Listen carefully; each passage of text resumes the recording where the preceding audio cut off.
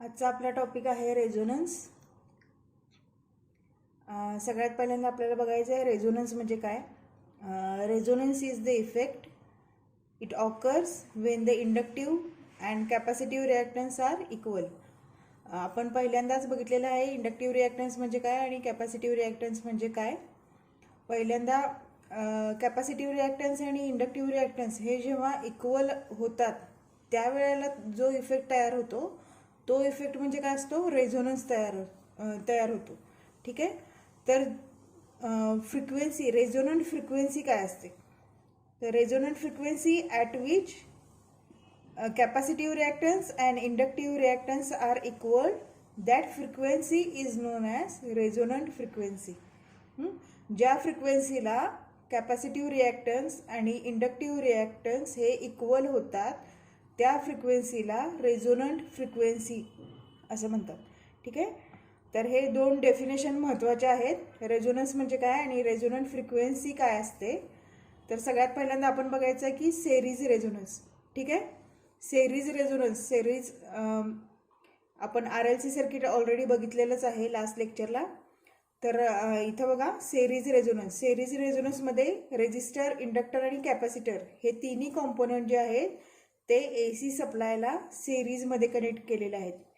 AC सप्लायला सेरीजमध्ये connect केल्यामुळे काय होतं की सेम करंट, एकच करंट जो आहे ते तिन्ही कॉम्पोनंटमधून फ्लो होणार आहे. तर ह्याच्यामध्ये रेझोनन्स कधी तयार होणार, जेव्हा इंडक्टिव्ह रिॲक्टन्स आणि कॅपॅसिटिव्ह रिॲक्टन्स म्हणजे इंडक्टरच्या अक्रॉसचा जो इंटरनल रेजिस्टन्स आहे ज्याला आपण XL म्हणतो आणि कॅपॅसिटरच्या अक्रॉसचा जो इंटरनल रेजिस्टन्स आहे ज्याला आपण XC म्हणतो, हे दोन्ही जेव्हा इक्वल होतील त्यावेळेला इथं ह्या सर्किटमध्ये रेझोनन्स तयार होणार आहे. मग हे कुठल्या फ्रिक्वेन्सीला होतील, ती फ्रिक्वेन्सी म्हणजे काय असेल, रेझोनंट फ्रिक्वेन्सी. तर इथं ग्राफ दिलेला आहे बघा, फ्रिक्वेन्सी वर्सेस करंट. तर आता ह्या ग्राफमध्ये बघा जसजशी फ्रिक्वेन्सी, एक्स ॲक्सिसला फ्रिक्वेन्सी प्लॉट केली आहे, वाय ॲक्सिसला करंट प्लॉट केलेला आहे. फ्रिक्वेन्सी जसजशी इन्क्रीज होतीये तसतसं करंट पण इन्क्रीज व्हायला लागला आहे.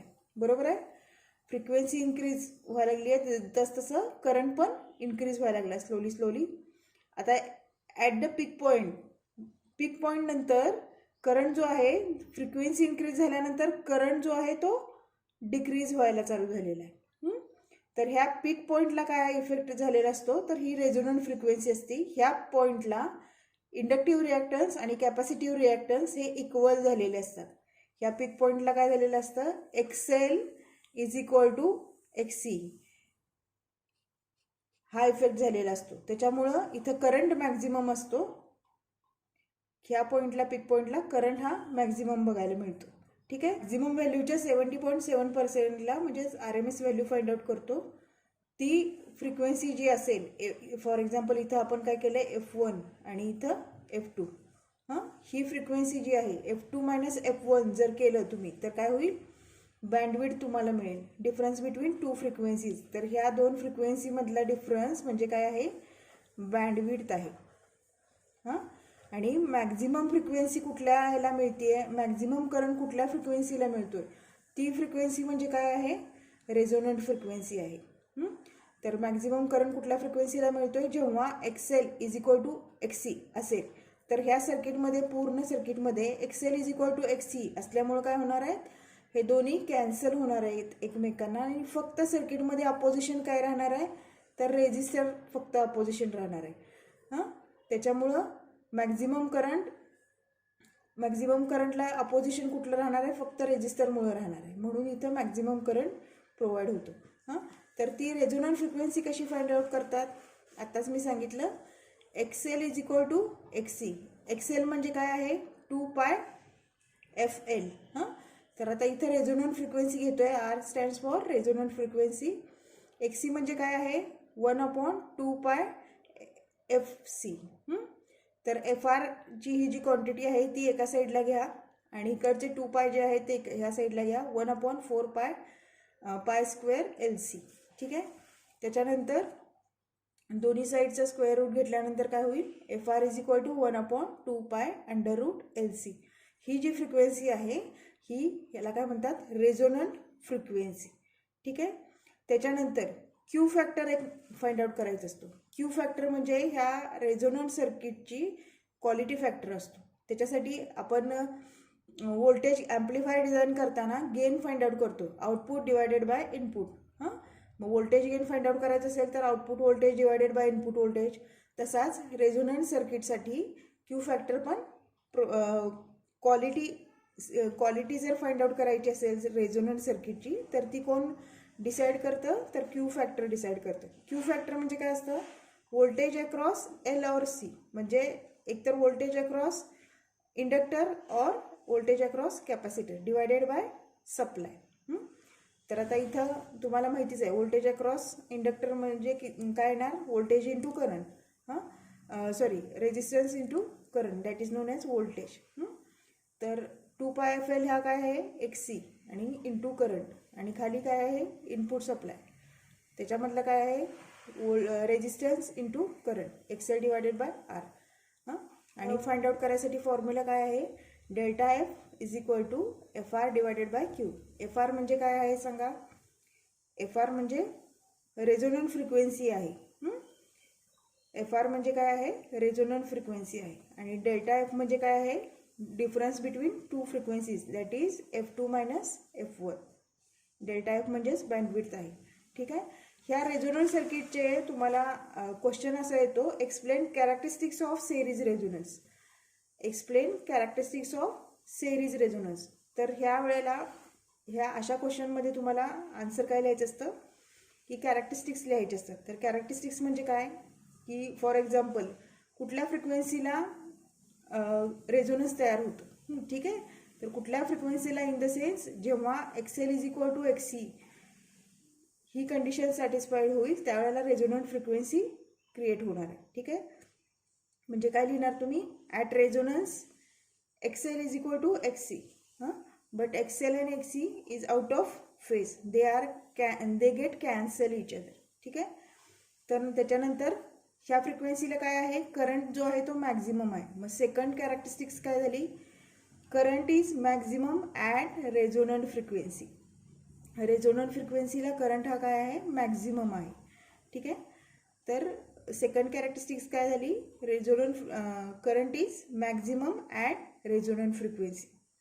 नाव नेक्स्ट, आता FRच्या खालचा पार्ट म्हणजे 0 टू FR जो पार्ट आहे तो बिलो FR आहे, आणि FR टू मॅक्झिमम फ्रिक्वेन्सी जी आहे ते अबव फ्रिक्वेन्सी आहे.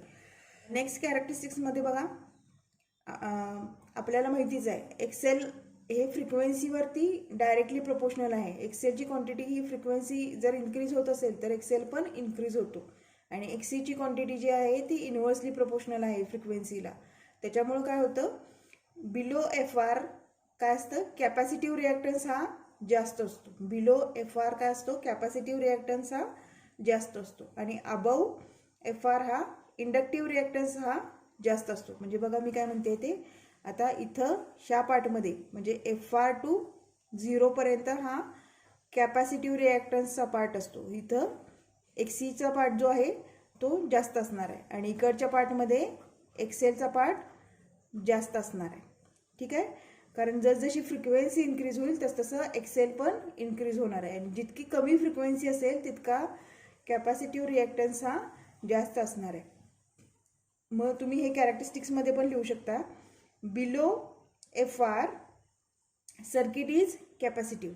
सर्किट इज कॅपॅसिटिव्ह का, कारण XL is less than XC. XC he quantity जास्त आहे म्हणून circuit is capacitive. Above FR circuit is inductive.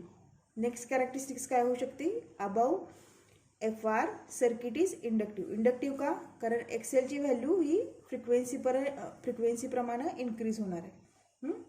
आणि त्याच्यानंतर आता इथं रेझोनंट फ्रिक्वेन्सीला XL is equal to XC होतोयच, त्याच्यामुळं काय होणार आहे, पूर्ण सर्किटमध्ये टोटल अपोजिशन किती होणार आहेत, हे ह्याला कॅन्सल झालं.